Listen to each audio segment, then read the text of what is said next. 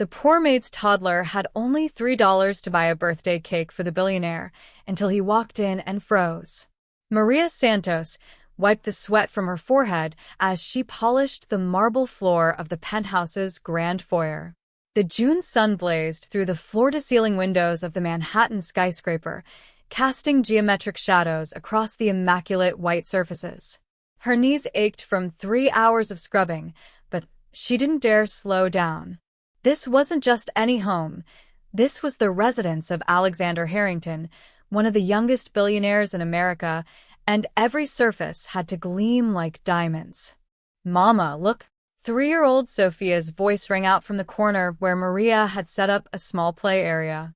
The little girl held up a crayon drawing, her gap-toothed smile bright enough to light up the entire room. "It's Mr. Alex."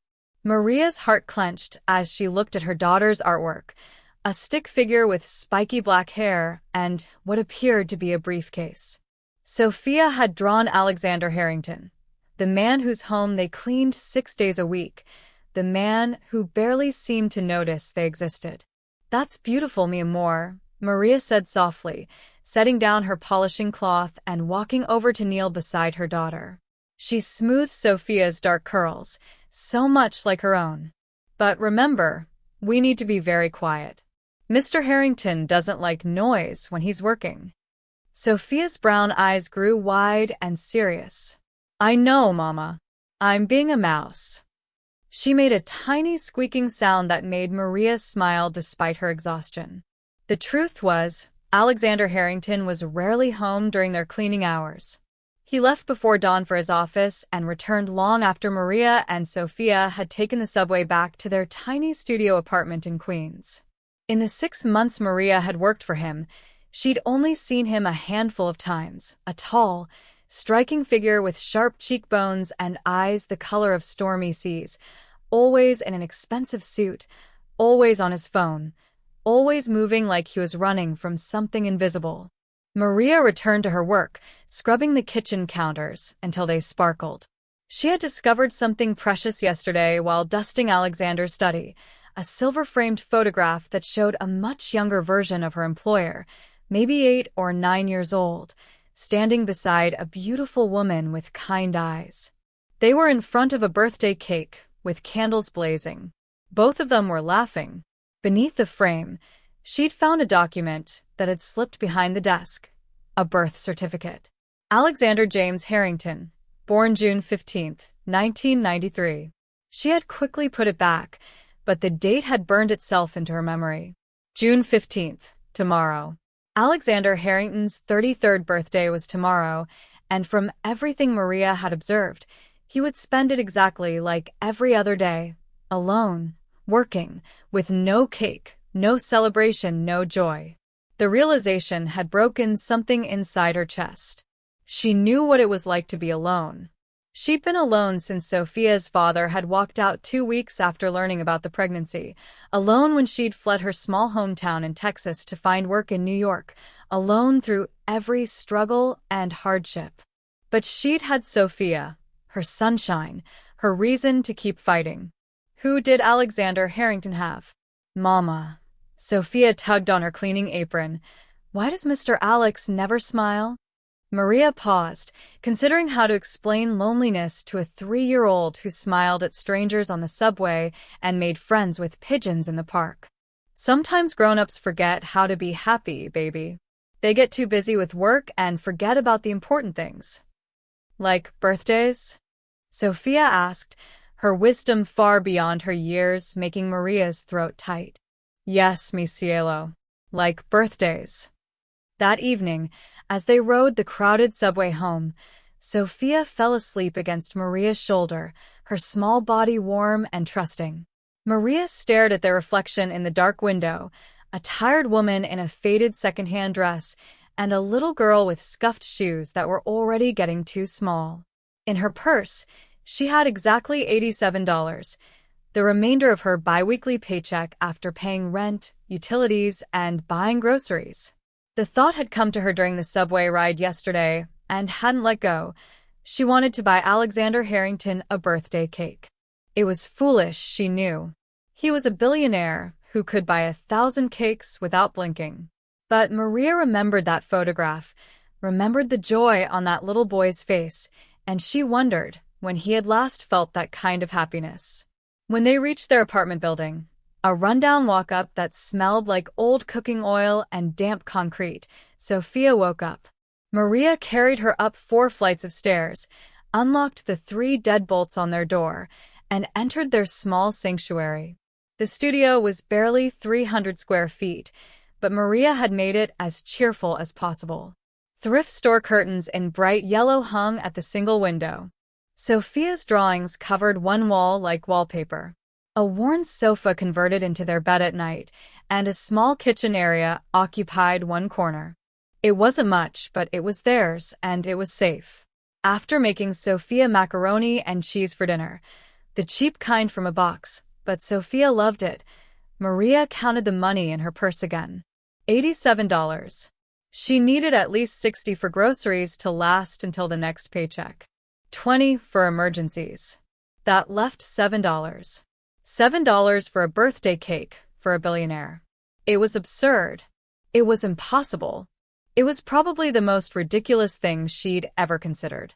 But Maria had grown up poor in a family that believed love was the only currency that really mattered. Her grandmother used to say, "Mija, when you have nothing else to give, give from the heart. That's where the real treasure is." She thought about the bakery on the corner near Alexander's building. She'd passed it every day, had pressed her nose to the glass with Sophia to admire the beautiful cakes and pastries they could never afford. Maybe they would have something small, something simple for $7. "Sophia," she said, pulling her daughter into her lap as they sat on the sofa. "Tomorrow is Mr. Harrington's birthday. Would you like to help Mama do something nice for him?" Sophia's entire face lit up. "A birthday cake? Maybe a small one. We don't have very much money, but the best cakes come from the heart," Sophia said solemnly, repeating something Maria often told her when they made boxed brownies together and pretended they were fancy desserts. Maria hugged her daughter tight, breathing in the scent of her strawberry shampoo. "That's right, baby. From the heart." That night, after Sophia had fallen asleep, Maria sat at their small table with a piece of paper and a pen. She wasn't good with words. English was still sometimes difficult even after 5 years in America, but she wanted to write something, to explain why a maid and her toddler daughter were giving a billionaire a birthday cake. She wrote and rewrote, crossed out and started again, until finally she had something that felt true. "Dear Mr. Harrington, everyone deserves to be celebrated on their birthday. Everyone deserves to know they matter. Happy birthday. Maria and Sophia." Simple but honest. She folded the note and tucked it safely in her purse, then climbed onto the sofa bed beside her sleeping daughter, hope and anxiety warring in her chest. Tomorrow, she would do something kind for a man who had everything except, perhaps, the things that really mattered. The next morning, Maria woke before dawn as always, her body trained by years of early shifts and survival mode. She looked at Sophia sleeping peacefully, one small hand curled under her chin, and felt the familiar surge of fierce love that made every hardship worthwhile. This little girl was her entire world. Quietly, she prepared for the day, showering in their tiny bathroom where the shower head dripped and the water pressure was weak, dressing in her cleaning uniform, making a simple breakfast of oatmeal and sliced bananas. By the time Sophia woke up, the sun was just beginning to paint the sky in shades of pink and gold. "Birthday day," Sophia announced, bouncing on the sofa bed with the boundless energy only a 3-year-old possessed. Maria couldn't help but smile. "Yes, baby. Birthday day. But remember, we have to be very quiet at Mr. Harrington's home. This is a secret surprise." They took the subway during rush hour, Sophia clutching her mother's hand as the car swayed and rattled through the dark tunnels. Maria had packed her daughter's backpack with coloring books, crayons, a few small toys, and snacks, everything Sophia would need to stay occupied during the long cleaning day. As they emerged from the subway station into the gleaming world of Manhattan's financial district, Sophia gasped as she always did. The skyscrapers stretched toward the heavens, glass and steel monuments to wealth and power that seemed impossibly distant from their own reality. "Someday," Sophia said, pointing at the buildings, "I'm gonna work in one of those. And I'm gonna buy you a big house, Mama." Maria's eyes stung with tears. "You're going to do amazing things, mi amor. But you know what? Our little apartment is perfect because we're together." Alexander Harrington's building was one of the most prestigious addresses in Manhattan, a sleek tower of dark glass that reflected the morning sky. The doorman, Gregory, had become friendly over the months and always had a candy for Sophia. "Good morning, ladies," he said with a warm smile, reaching into his pocket for a peppermint. "And how is Miss Sophia today?" "It's Mr. Alex's birthday," Sophia announced before Maria could shush her. Gregory's eyebrows rose. "Is that so? Well, isn't he a lucky man to have you two thinking of him?" Maria felt heat rise to her cheeks. We wanted to do something small. Something kind." "Kindness is never small, Miss Santos," Gregory said, his eyes gentle with understanding. He'd seen Maria arrive in winter mornings with shoes that let in the snow, had witnessed her counting coins to use the building's vending machine for Sophia's lunch. He knew their circumstances. "Mr. Harrington is fortunate to have you." They took the private elevator to the penthouse, and as the doors opened, Maria felt the familiar awe she experienced every day. The apartment was enormous, over 5,000 square feet of luxury that seemed almost obscene when she thought about their tiny studio. Original artwork hung on the walls. The furniture was Italian leather. Everything screamed money. But it was also eerily empty.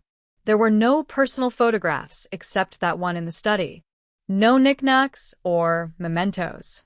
No signs that anyone actually lived here, loved here, laughed here. It was more like a beautiful, expensive hotel suite than a home. Maria set Sophia up in her usual corner with her activities, then began her cleaning routine. She worked methodically through the rooms, vacuuming, dusting, scrubbing, but her mind kept returning to the cake. At noon, she would take her lunch break. The bakery was 3 blocks away. She would have 30 minutes to get there, buy the cake, and get back. The morning crawled by. Sophia was being exceptionally good, humming softly to herself as she colored. At 11:45, Maria washed her hands, grabbed her purse, and knelt beside her daughter. "I need to run a quick errand, baby. Mrs. Chun from 31B will come sit with you, okay? I'll be back very soon." Sophia nodded seriously. Mrs. Chun was a kind elderly woman who cleaned several apartments in the building and had helped watch Sophia before. They'd arranged this yesterday. Maria's hands trembled slightly as she pressed the elevator button. This was crazy. She was using money they desperately needed for groceries to buy a cake for a man who could buy the entire bakery without thinking twice. But something deeper than logic drove her forward, a conviction that sometimes the smallest gestures mattered most, that everyone deserved to feel valued on their birthday. The bakery, Sweet Moments, had a window display that belonged in a fairy tale. Elaborately decorated cakes sat on pedestals, fondant masterpieces with sugar flowers, multi-tiered creations covered in gold leaf, birthday cakes with hand-painted designs. Maria had looked at these cakes dozens of times, had watched Sophia's face light up at the sight of them, knowing they cost more than their weekly grocery budget. She took a deep breath and pushed open the door. A bell chimed sweetly. The interior smelled like vanilla, chocolate, and butter, the scent of celebration and joy. Behind the counter stood a middle-aged woman with flour on her apron and kindness in her eyes. "Good afternoon. How can I help you today?" Maria approached the counter, acutely aware of her cleaning uniform, the worn state of her shoes. "Hello. I need a birthday cake, please. But I only have..." She pulled out her wallet, carefully extracting the bills she'd set aside. "I only have $7. The baker's expression didn't change, didn't show pity or judgment, just listened. "It's for my employer," Maria continued, the words coming faster now. "His birthday is today, and I don't think anyone else will. I mean, he doesn't have." She stopped, embarrassed. I'm sorry. $7 isn't enough. I shouldn't have. "Wait," the baker said gently. "Tell me about him. About why this matters to you."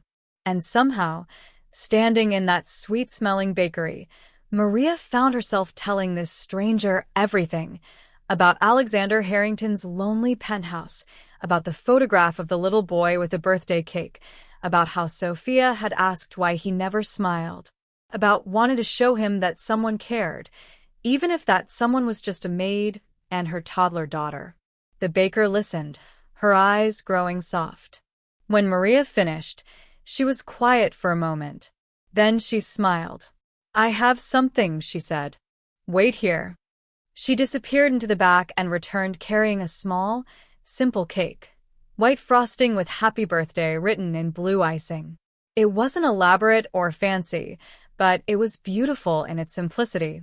"This was a practice cake," the baker said. "I was testing a new vanilla bean recipe. It's perfect, tastes wonderful, looks nice, but I can't sell it because it was just for practice. It's yours for $7. Maria's eyes widened. "But this must be worth much more." $7, the baker said firmly. "And it comes with candles, a cake knife, and my blessing." "What you're doing, teaching your daughter that kindness matters more than wealth. That's worth more than any cake I could make." Maria's vision blurred with tears. "Thank you," she whispered. "Thank you so much." As the baker carefully boxed the cake, she added, "You know what? Keep your $7. Buy your daughter an ice cream on the way home. This cake is my gift to both of you." "I can't." "You can and you will," the baker said, her voice gentle but firm.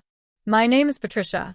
My husband died 3 years ago, and on our last birthday together, he bought me daisies from a street vendor because they were all he could afford after paying his medical bills. Those $5 daisies meant more to me than every expensive gift I'd ever received because they came from pure love. What you're doing, that's the same thing. Don't let anyone tell you small gestures don't matter." Maria accepted the cake box with shaking hands, tears streaming down her face. "I don't know how to thank you." "Pass it forward," Patricia said simply. "When you can help someone else. That's how kindness works. It's meant to be shared." Walking back to the building, Maria clutched the cake box like it held the crown jewels.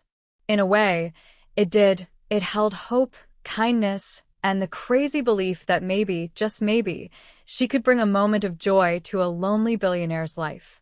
When she returned to the penthouse, Sophia bounced up excitedly, and Mrs. Chun winked before slipping out.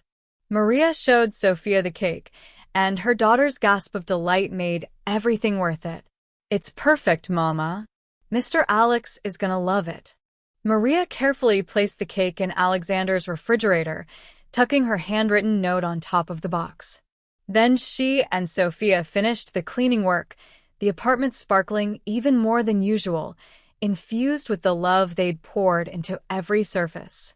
As they prepared to leave at 4 o'clock, their usual time, Sophia suddenly tugged on Maria's sleeve.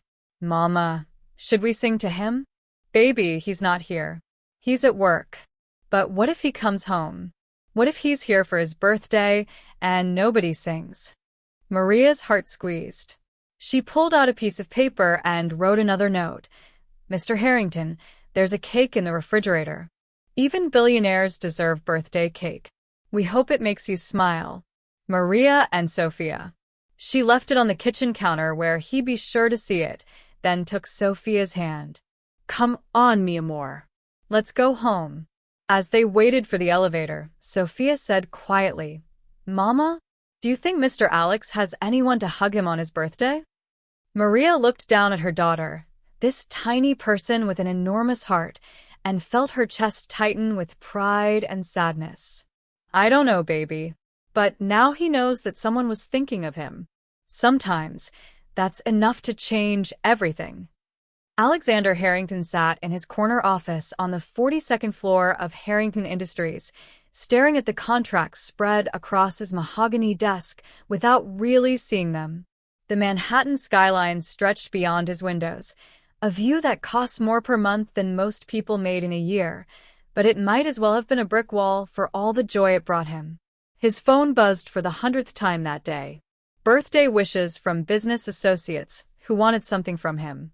Invitations to exclusive parties from people who saw him as a networking opportunity. A reminder from his assistant about a charity gala next week where his presence and checkbook were expected. Nothing real. Nothing that mattered. He was 33 years old today. 33, and he couldn't remember the last time his birthday had felt like anything other than another day circled on a calendar. His mother had made birthdays magical when he was young. Treasure hunts through their modest home, cakes she'd baked herself, friends and laughter filling every room. Then she died when he was 12, and his father had turned into someone Alexander barely recognized, someone who saw emotions as weakness and celebrations as frivolous wastes of time. Alexander had learned to be like him. Cold. Focused. Successful. He'd built an empire by the time he was 30, made his first billion at 31. Forbes called him a genius. Wall Street called him ruthless. Nobody called him on his birthday just to say they cared. His assistant, Diane, knocked on his office door. "Mr. Harrington, the Peterson contracts need your signature, and you have a conference call in 15 minutes with Tokyo." "Cancel the call," Alexander said suddenly, surprising himself as much as Diane. "I'm going home." Diane's perfectly professional expression cracked slightly. In 5 years of working for Alexander, she'd never known him to leave early. "Sir, are you feeling well?" "I'm fine. He stopped. What could he say? That he was tired of the emptiness? That he'd spend another year building wealth he didn't need while losing pieces of his humanity? "I need some time. Reschedule everything for tomorrow." The penthouse was exactly as he'd left it that morning, immaculate, expensive, and utterly devoid of life. Alexander loosened his tie and poured himself a scotch, wondering why he'd bothered coming home. At least at the office, the work distracted him from the silence. He was halfway through his drink when he noticed the note on the kitchen counter, cream-colored paper with handwriting that looked careful and uncertain, like the writer had worried over every word. "Mr. Harrington, there's a cake in the refrigerator. Even billionaires deserve birthday cake. We hope it makes you smile. Maria and Sophia." Alexander stood perfectly still, reading the note 3 times, trying to make sense of it. Maria, his cleaning woman. The quiet young woman with the dark eyes who moved through his home like a ghost, barely speaking, always accompanied by her small daughter. He'd barely registered their existence beyond noting that his apartment was always spotless. He signed their paychecks, but he couldn't have said what Maria looked like beyond young and Hispanic. The daughter was just a child who stayed quiet in the corner. He'd appreciated that, at least. But they'd left him a birthday cake. His hands trembled slightly as he opened the refrigerator. There it was, a simple white cake with blue lettering. Nothing like the elaborate desserts served at the restaurants he frequented. Just a regular birthday cake, the kind you'd buy for a friend or family member, the kind that said someone had been thinking about you. There was another note on top of the box, and this one made his throat tight. "Dear Mr. Harrington, everyone deserves to be celebrated on their birthday. Everyone deserves to know they matter. Happy birthday. Maria and Sophia." Alexander sat down heavily on one of his kitchen stools, still holding the note. When was the last time someone had told him he mattered? When was the last time anyone had done something for him that wasn't calculated to gain something in return? He thought about his cleaning woman, Maria. He corrected himself, her name was Maria, and tried to remember what he knew about her. Nothing. He knew nothing about her except that she cleaned well and stayed invisible. He had no idea where she was from, whether she had family, what her dreams were. She was just part of the background of his life.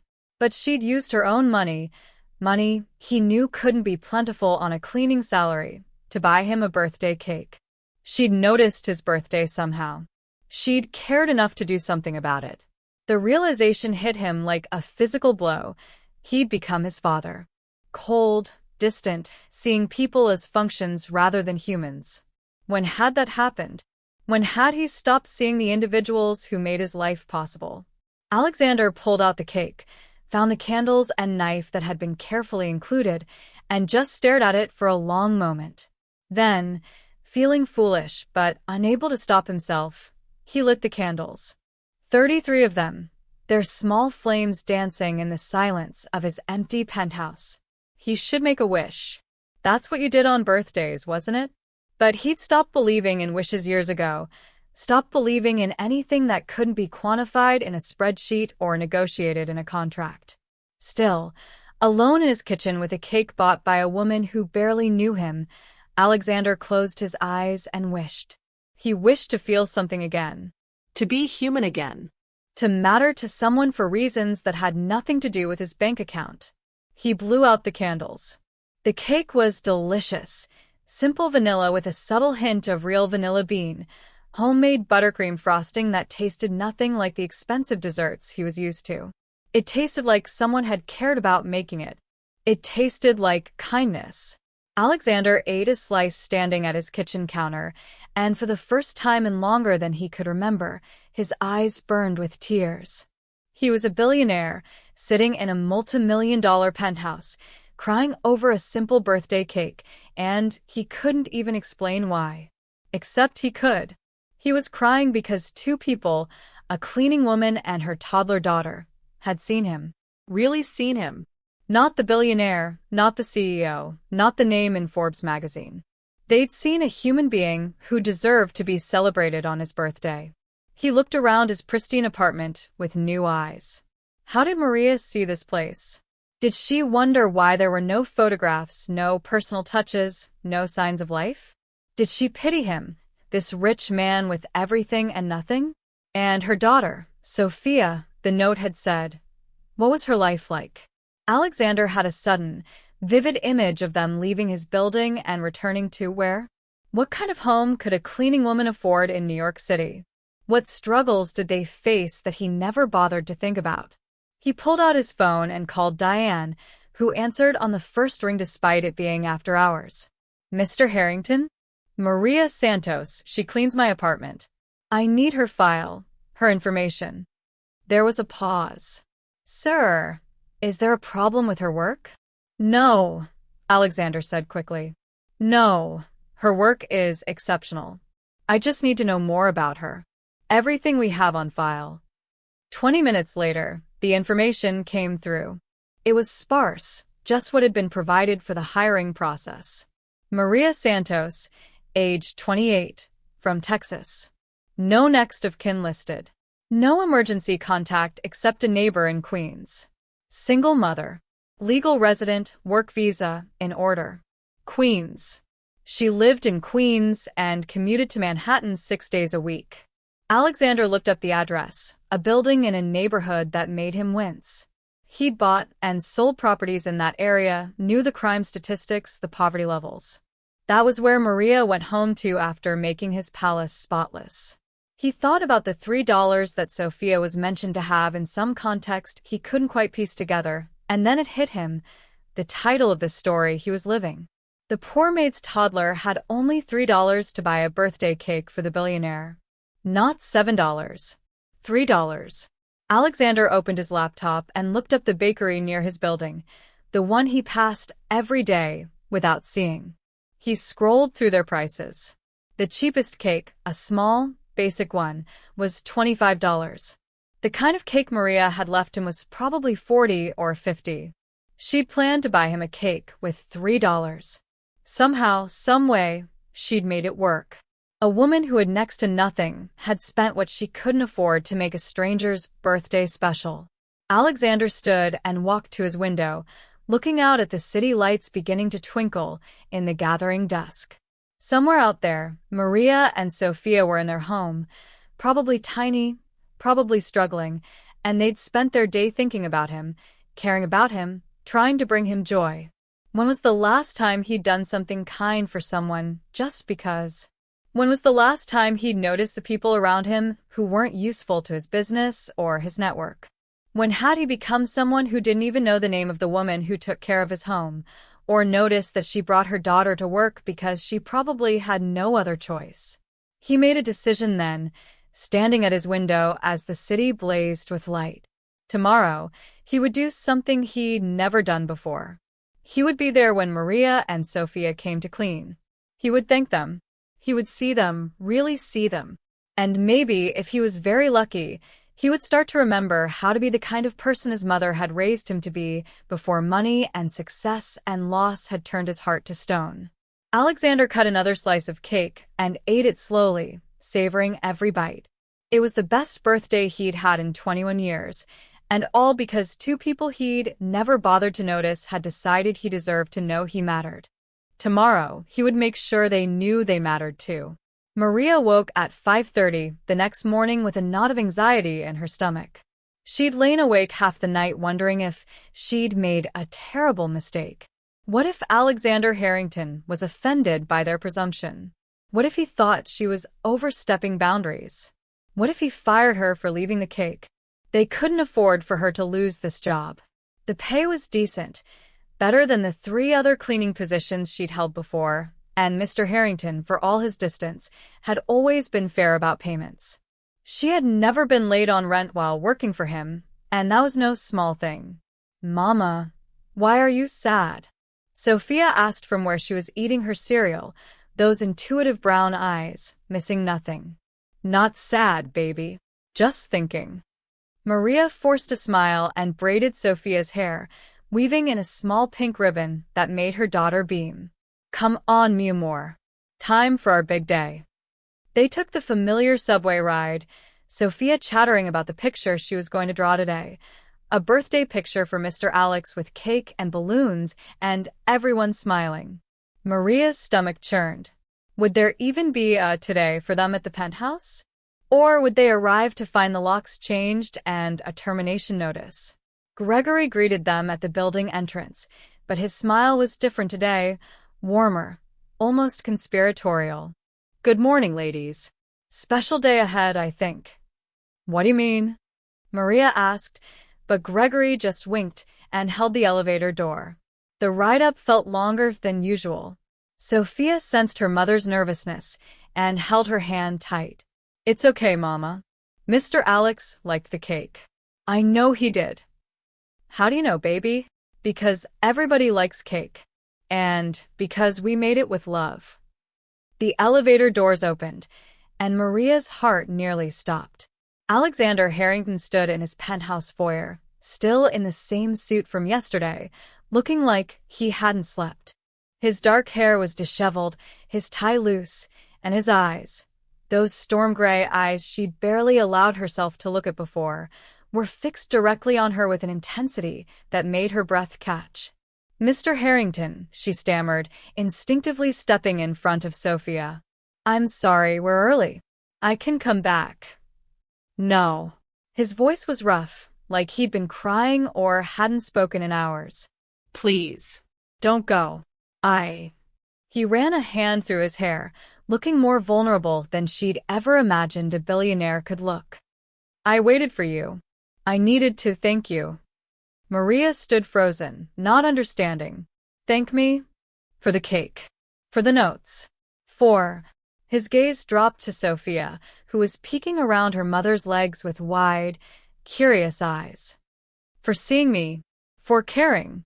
I can't remember the last time anyone—" His voice cracked. "Why did you do that?" "It was your birthday," Maria said simply, still confused by his reaction. "Everyone deserves to be celebrated on their birthday." "With what money?" The question came out sharper than he probably intended, and he immediately softened his tone.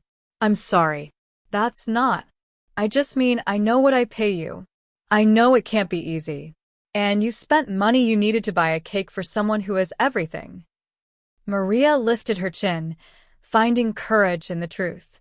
"You don't have everything, Mr. Harrington. Your home is beautiful, but it's empty. In 6 months of cleaning here, I've never seen you smile. I've never seen friends visit or family call. I've never seen anything that looks like joy. She paused, her voice gentler. Money can't buy what matters most. Alexander stared at her like she'd spoken in a foreign language, then slowly sat down on the marble floor, right there in the foyer, his expensive suit crushing against the stone. The gesture was so unexpected, so completely un-billionaire-like, that Maria gasped. "You're right," he said quietly. "I have everything except what matters. And you, forgive me for being presumptuous, you have very little, but you have." He looked at Sophia, who had ventured closer, curious about this strange man sitting on the floor. "You have her. You have love. You have something worth celebrating." Sophia, with the fearlessness of a child who hadn't yet learned to be intimidated by wealth or power, walked right up to Alexander and held out her drawing, the stick-figure picture of him she'd made days ago. "This is you," she announced. "I made it because you looked lonely." Alexander took the drawing with trembling hands, studying the simple crayon lines like they were a Rembrandt. "I am lonely," he admitted, speaking directly to the 3-year-old with more honesty than he'd probably shown anyone in years. "Very lonely." "That's okay," Sophia said wisely. "Mama and me are lonely sometimes too. But we have each other, so it's not so bad." She tilted her head, considering. "You could have someone too. You just have to stop being so busy and scary." Despite everything, Maria nearly laughed. "Sophia, that's not." But Alexander was smiling, actually smiling, his whole face transforming into something younger and more alive. "She's right. I am scary. I'm sorry for that." He looked up at Maria, still sitting on the floor with her daughter standing before him. "Please sit. Both of you. I want to talk, and I'm tired of everyone standing on ceremony around me." Hesitantly, Maria sat on the floor too, pulling Sophia into her lap. It was surreal, a billionaire and his maid sitting on his marble floor like children at story time. "Tell me about yourselves," Alexander said. "Really tell me. Not just the information from your work file. I want to know who you are."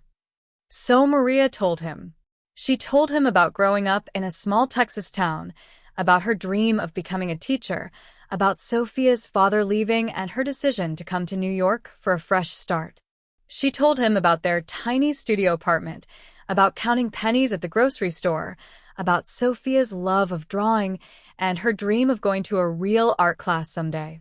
Alexander listened like every word mattered, his expression growing more pained as he understood the reality of their lives, the reality of how most people lived, something he'd insulated himself from for so long. "And yesterday," he asked quietly, "how did you afford the cake? The bakery near here, their cakes aren't cheap." Maria hesitated, then decided honesty was all she had to offer. Sophia had $3 in her piggy bank. Birthday money from our neighbor. She wanted to use it for your cake. She smiled at the memory despite her embarrassment. "But the baker, Patricia, her name is, she was kind. She gave us a practice cake for free. She said kindness should be passed forward." Alexander closed his eyes, his jaw working like he was fighting tears. A 3-year-old girl gave her birthday money for a stranger's cake. "You're not a stranger," Sophia piped up. "You're Mr. Alex. You live here and Mama makes your house pretty, and you needed a birthday cake because birthdays are important." That broke something in Alexander. He covered his face with his hands, and his shoulders shook with silent sobs. Maria's instinct was to reach out, to comfort, but she hesitated. How did you comfort a billionaire? How did you bridge that impossible gap? It was Sophia who solved the problem. She wriggled out of her mother's lap, walked over to Alexander, and wrapped her small arms around his neck in a hug. "It's okay to be sad," she whispered. "Mama says crying means you're very brave, because you're letting the feelings out." Alexander hugged the little girl back, and Maria's eyes filled with tears at the sight. This powerful man clutching her daughter, like she was a life preserver in a stormy sea. When he finally composed himself and Sophia returned to Maria's lap, Alexander looked different somehow, more human, more present, more alive. "I want to do something," he said. "Please, let me do something for you. For both of you. Name anything, and it's yours." Maria shook her head immediately. "That's not why we—" "I know," Alexander interrupted gently. "I know you didn't do this to get anything from me. That's exactly why I want to help. Please, Maria, let me try to repay even a fraction of what you've given me." "What we gave you was just kindness," Maria said softly. "That's not something you repay. It's something you pass forward." "Then let me pass it forward to you. To Sophia." He looked at the little girl, who was watching him with those wise, gentle eyes. She should be in preschool, shouldn't she? Learning with other children? Maria's throat tightened. "I can't afford preschool. The waiting lists for subsidized programs are years long. She stays with me while I work, and I teach her at home when I can. It's not ideal, but what if she could go to the best preschool in Manhattan? What if all her educational expenses were covered, all the way through college, if she wants it? What if you didn't have to bring her to work, didn't have to worry about childcare?" Maria's heart raced. "Mr. Harrington, that's too much. I couldn't accept. What if you could go to school too?" Alexander continued, a note of excitement creeping into his voice, the voice of a man who'd found a purpose beyond profit margins. "You said you wanted to be a teacher. What if you could enroll in a teaching program? What if you had time and resources to pursue your dreams? I have to work. I have to pay rent, and what if you didn't?" Alexander stood, pacing now, energy returning to his movements. "I own a dozen apartment buildings in Manhattan. Good buildings, safe neighborhoods. What if you had a real apartment, 2 bedrooms, so Sophia could have her own room, at a rate you could actually afford?" Maria stood too, shaking her head, overwhelmed. "This is too much. You don't owe us this. A cake doesn't equal." "That cake saved my life," Alexander said, his voice raw with emotion. "Maybe not literally, but in every way that matters. I was disappearing into numbness, into isolation, into being a person I hate. You and Sophia reminded me that people matter more than profits. You reminded me what it means to be human. That's worth more than any amount of money I could spend." He knelt down in front of Sophia, meeting her at eye level. "Would you like to go to school with other kids? Where you could draw and play and make friends?" Sophia looked at her mother, uncertain, then back at Alexander. "Would Mama be happy?" "I think Mama would be very happy," Alexander said softly. "Then yes, please." Alexander stood and faced Maria, and she saw something in his eyes she'd never seen before. Hope, purpose, determination. "Please, let me help. Not because you need charity, but because you deserve better than what you have. Because Sophia deserves every opportunity. Because kindness should be repaid with kindness." Maria thought about their studio apartment, about Sophia sleeping in the same bed because there was no room for 2. She thought about her dreams of teaching, abandoned when she got pregnant. She thought about all the times she'd worried about making rent, about having enough food, about whether she was giving Sophia the life she deserved. And she thought about what her grandmother used to say, "Sometimes, accepting help is the bravest thing you can do." "Okay," she whispered. "Okay. But I still work. I still clean your home. I'm not a charity case." Alexander's smile was radiant. "You'll still work if you want to, but not as a maid. I'm starting a foundation. I decided last night. The Harrington Foundation for Single Parents. It's going to help people like you, people who are working impossibly hard and deserve a hand up. I need someone to run it who understands what it's really like, someone with compassion and wisdom and kindness. I'd like that person to be you." Maria could barely breathe. "I don't have experience running a foundation. You have the most important qualification. You care about people. The rest we can teach you." He paused. "Unless you'd rather pursue teaching right away? That's fine too. Whatever you want, Maria." Whatever will make you and Sophia happiest. Sophia tugged on her mother's sleeve. Mama, does this mean we don't have to be lonely anymore? And that was the question that mattered, wasn't it? Not the money or the opportunities or the changed circumstances, but the connection. The fact that three lonely people had somehow found each other in a city of millions. No, baby, Maria said, tears streaming down her face as she looked at Alexander. Really looked at him, seeing not a billionaire but a man who'd been lost and was finding his way home. I don't think any of us have to be lonely anymore. 3 months later, Maria stood in her new apartment, watching Sophia color at their actual dining room table in her actual bedroom, and still couldn't quite believe this was real. The apartment was in a beautiful building in a safe neighborhood. 2 bedrooms, hardwood floors, windows that let in streams of sunlight. It was more than she'd ever dreamed of having.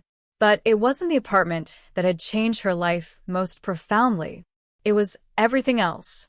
True to his word, Alexander had enrolled Sophia in the prestigious Riverside Montessori school. The first day Maria dropped her daughter off, watching her run excitedly toward a classroom full of art supplies and kind teachers and other children, she'd cried so hard that Alexander, who had insisted on coming along, had gently steered her to a coffee shop and let her sob into his handkerchief. She's going to thrive, he'd said quietly. You've given her the foundation. Now she gets to build on it. Maria had started working at the Harrington Foundation part-time, while taking evening classes in nonprofit management and education. Alexander had hired experienced staff to handle the day-to-day operations, but he'd insisted Maria be the heart of it, the person who met with the families they helped, who understood their struggles, who made sure the Foundation's assistance was dignified and empowering rather than condescending. They'd helped 18 families so far. Single parents struggling to afford childcare. Families living in their cars, working 2 jobs, and still falling behind. People who just needed a hand up, help with rent, with job training, with education, with the 1,000 small things that made the difference between surviving and thriving. Every time Maria met with a new family, she thought about where she and Sophia had been just months ago, thought about the fear and exhaustion and desperate hope. And she made sure each person knew they weren't alone, weren't forgotten, that someone saw them and valued them.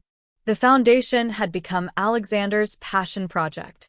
He still ran Harrington Industries, but he'd cut back his hours, delegating more to his executives. He came to the foundation office several times a week, meeting families, asking questions, learning about lives he'd never bothered to understand before. I spent 10 years building wealth, he told Maria one evening as they reviewed grant applications together. I'm going to spend the rest of my life figuring out what wealth is actually for. Their relationship had evolved into something Maria couldn't quite name. Not employer and employee anymore, not exactly friends, but something deeper. 2 people who had saved each other in ways neither had expected. Alexander had started coming to their apartment for dinner once a week. The first time, he'd shown up with an obscenely expensive bottle of wine and flowers that probably cost more than Maria's weekly grocery budget. The second time, he'd brought the ingredients and helped cook, badly, hilariously, filling the kitchen with smoke when he burned the onions. I've never actually cooked before, he'd admitted, looking adorably sheepish. My whole life, someone else made my food. Then it's time you learned, Maria had said, showing him how to dice vegetables, how to season chicken, how to make simple pasta sauce from scratch. Sophia had watched from her coloring spot at the table, occasionally offering advice like, "Don't burn it, Mr. Alex," which made him laugh every time. Those dinners became sacred. They talked about everything: his childhood with his mother before she died, her life in Texas before Sophia was born, their dreams and fears, and the million small observations that made up a life. Alexander told her about the pressure of living up to his father's cold expectations, about building a business empire while losing himself in the process. Maria told him about her grandmother's wisdom, about the strength it took to leave everything familiar and start over, about the fierce love that made every hardship worthwhile. And Sophia, bless her heart, treated Alexander like a beloved uncle. She showed him her drawings, made him play tea party, taught him the words to her favorite songs. She was helping him remember how to be playful, how to be silly, how to exist outside the rigid confines of business and expectations. One evening, as Alexander helped clear the dishes after another of their dinners, he paused at the refrigerator, looking at the drawings and school papers held up by magnets. "This," he said quietly, gesturing at the homey chaos of their small kitchen, "this is what a home is supposed to feel like." Maria stood beside him, drying a plate. "Your penthouse could feel like this too, you know. You just have to let people in." "I'm trying," he said. "You're teaching me how." That had been 2 weeks ago, and Maria had noticed the changes. Alexander's penthouse, which she still cleaned twice a week, though now more as a friend helping out than as hired help, had slowly accumulated signs of life. Photographs had appeared on the shelves. A cozy throw blanket on the couch. Books on the coffee table. He'd even adopted a rescue dog, a golden retriever named Buddy, who had terrible manners and unlimited enthusiasm. "Sophia said I needed someone to hug when I got home from work," Alexander had explained when he introduced them to the dog. She was right. Now, standing in her apartment on a Saturday afternoon, Maria heard a familiar knock at the door. She opened it to find Alexander with Buddy on a leash and a backpack over his shoulder. "Ready for our adventure?" he asked, his smile bright and genuine. "Sophia, Mr. Alex is here," Maria called. Today they were going to Central Park, the three of them plus Buddy, for what had become their weekly tradition. They'd pack a picnic, let Sophia run and play, and just exist as people rather than as categories or roles. Sophia ran out, already wearing her jacket. "Can we go to the carousel today?" "Absolutely," Alexander said. "But first, I have something for you." He pulled out a wrapped package from his backpack. "It's not my birthday," Sophia said, confused. "I know, but I saw this and thought of you. Can I give you a present just because?"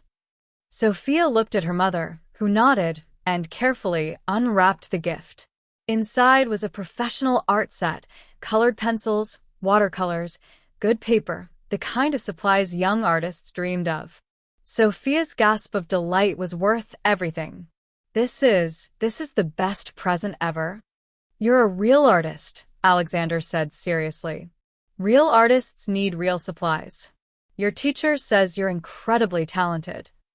Maria's eyes prickled with tears. She knew Alexander had befriended Sophia's teachers, that he showed up for parent events even though he had no official role, that he celebrated every small achievement like it was a major triumph.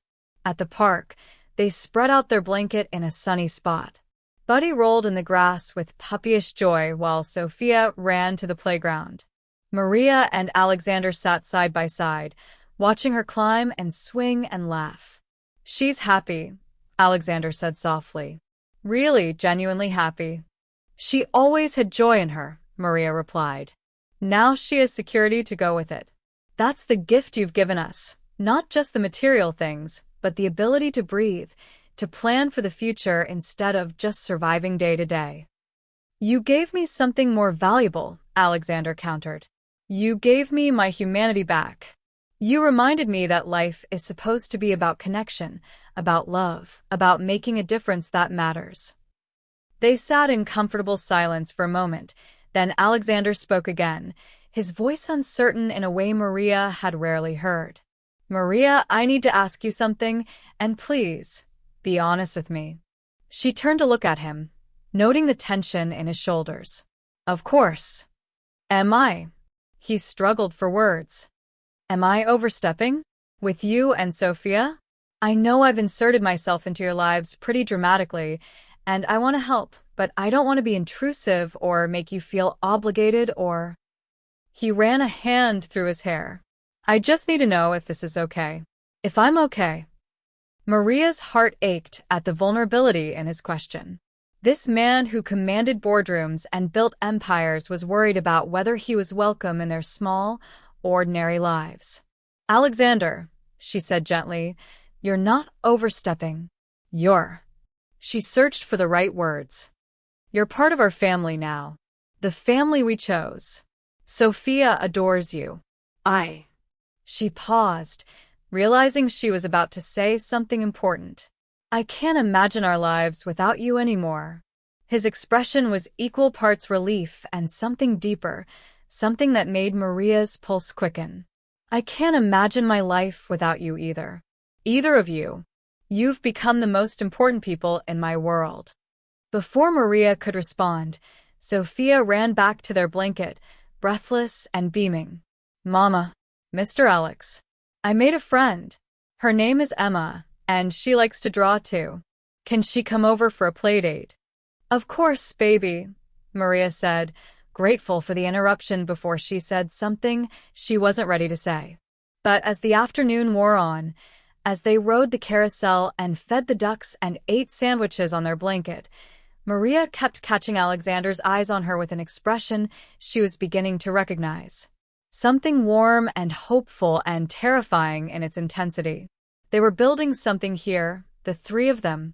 Something that looked like family, felt like love, and defied every boundary of class and circumstances that should have kept them separate. Maria didn't know where it was leading. She only knew that for the first time since Sophia was born, she wasn't facing the world alone. And Alexander, lonely, lost Alexander, wasn't alone anymore either. That evening, as Alexander walked them home in the golden hour light, Sophia skipping ahead with Buddy, he took Maria's hand. Just held it, their fingers intertwining, as natural as breathing. Thank you, he said quietly, for letting me be part of this. Part of something real. Maria squeezed his hand back, her heart full of hope and possibility. Thank you for seeing us. For caring. For being brave enough to change. I'm still learning, he admitted. We all are, Maria said. That's what makes it worthwhile. As they reached their building, Sophia turned and threw her arms around both of them, creating a three-person hug that included an excited dog. Best day ever, she declared. And standing there in the fading sunlight, wrapped in a hug with her daughter and the man who had somehow become essential to their happiness, Maria thought, yes, best day ever. And maybe, just maybe, the first of many more to come. 1 year later, Maria stood in Alexander's penthouse, which now looked like an actual home, filled with warmth and personality and life, putting the finishing touches on a very special birthday party. Not Alexander's birthday this time. Sophia's 4th birthday.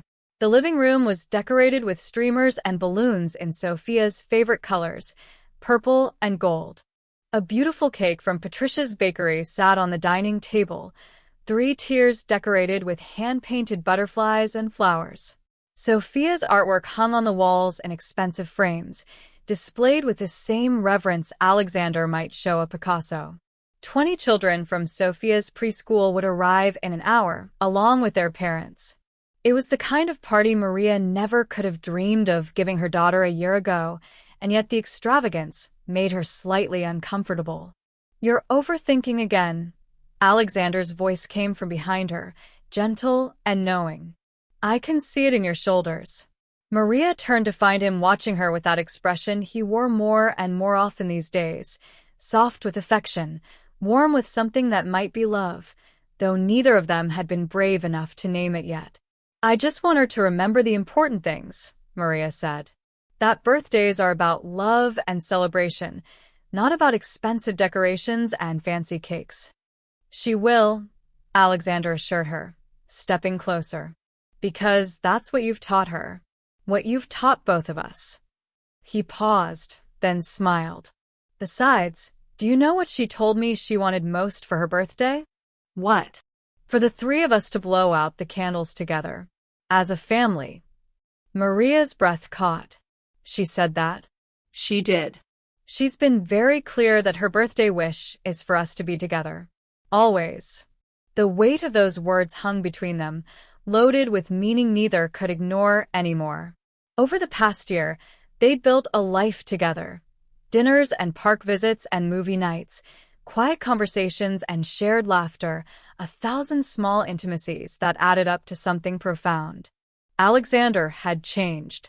The cold, distant billionaire was gone, replaced by a man who volunteered at the foundation every week, who knew the names of all Sophia's classmates, who cried at sappy movies and wasn't ashamed to admit it. A man who had learned that vulnerability was strength, that connection mattered more than control. Maria had changed too. She'd found her voice and her confidence. She'd started her teaching degree and discovered she was brilliant at it.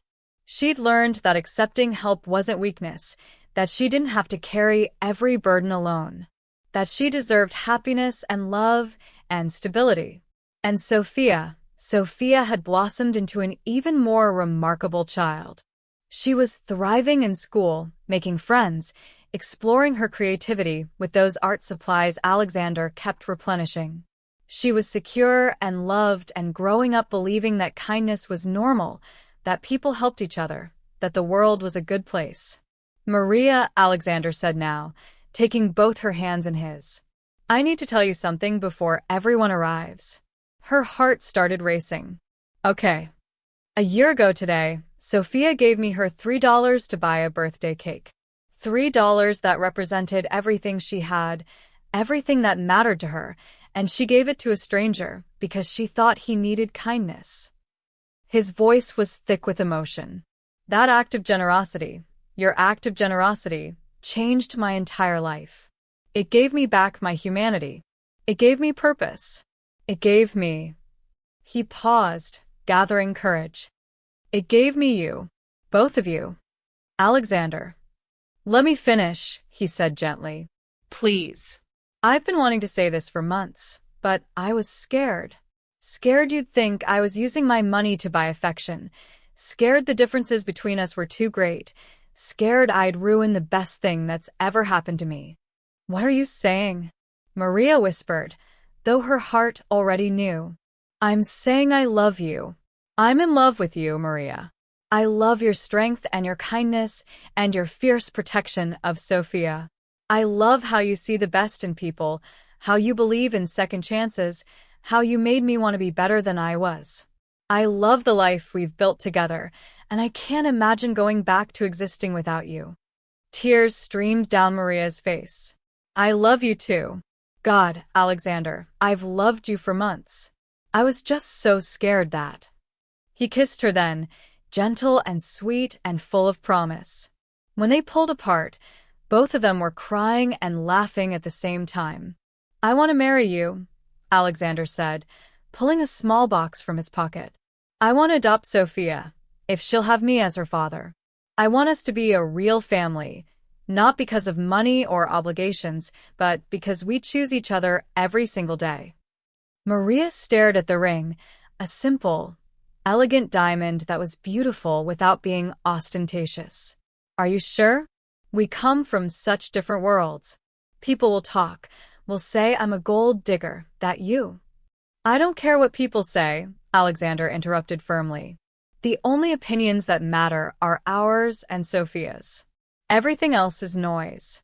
He got down on one knee, right there in the living room they'd decorated together. Maria Santos, will you marry me? Mama, Mr. Alex. They both turned to find Sophia standing in the doorway, eyes wide. She must have come from her bedroom where she'd been getting ready for the party. Is Mr. Alex asking you to marry him? She asked, looking between them.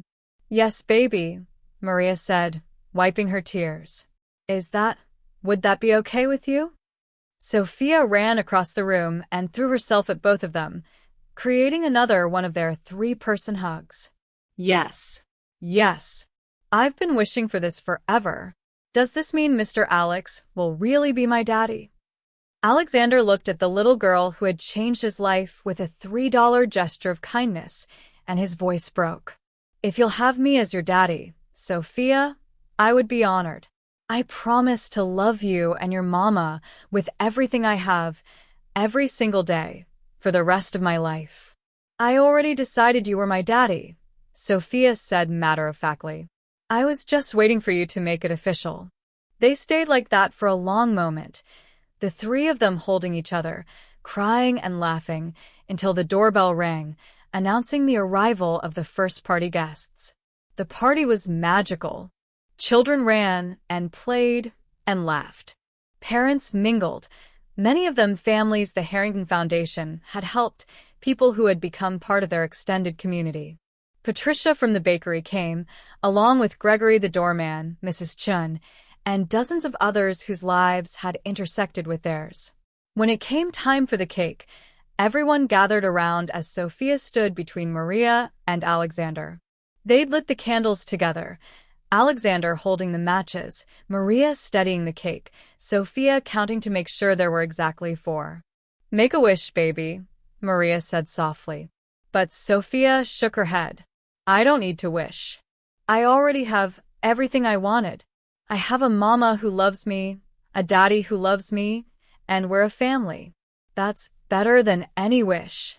There wasn't a dry eye in the room as the three of them blew out the candles together.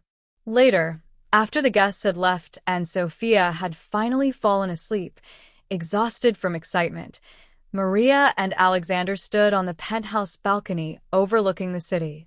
The engagement ring sparkled on her finger, catching the lights from the buildings around them.